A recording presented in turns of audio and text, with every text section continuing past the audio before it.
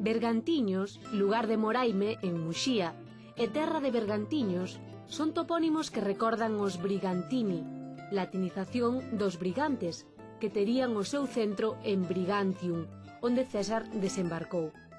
En nome da ciencia lingüística hai que empezar por dicir que Brigantium nada tivo que ver na orixe do actual topónimo Betanzos.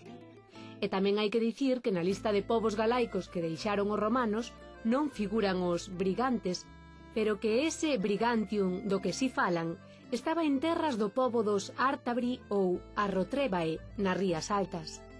Hai, en cambio, brigantes en Irlanda e Britania. Na antiga Galia houbo unha Brigantia, que hoxe é Bregenz, en Austria, e un Brigantio, que hoxe é Briançon, en Francia.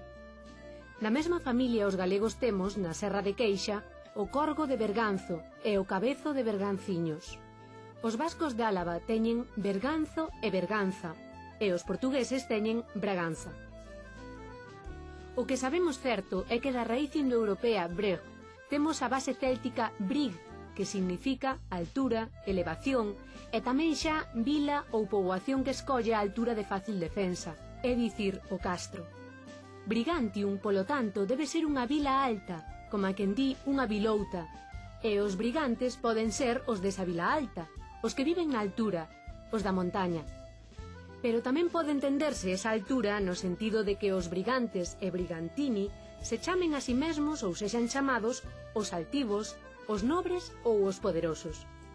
Da mesma raíz é Bergidum, hoxe Bierzo, e poden selo Bergaza, Bergazo e Bergaña.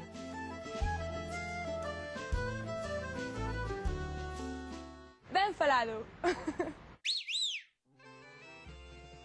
Os príncipes e as princesas viven nos castelos. Insecto pequeno de cor negra que garda o alimento do verán po inverno. O formiga. Paxaro que é símbolo da paz. Bomba.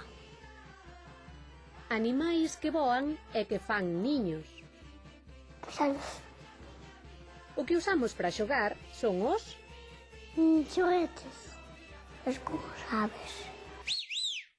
Bergantiños é unha terra farturenta e por iso está habitada dende antigo e ten un nome tan antigo como acaban de ver.